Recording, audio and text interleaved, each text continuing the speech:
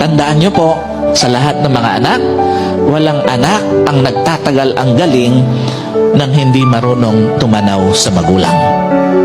Walang anak ang nagtatagal ang yaman nang hindi marunong magpala sa magulang. At walang anak ang nagtatagal ang tagumpay nang hindi marunong isama ang magulang sa tagumpay. Pag ikaw ay yumaman, gumaling, nagtagumpay sa buhay, at naging masuwayin ka sa magulang mo, tandaan mo, hindi magtatagal yan. Babawiin ng Diyos. Babawiin ng buhay. Hindi magtatagal. Yung dapat ay magtagal sa buhay mo.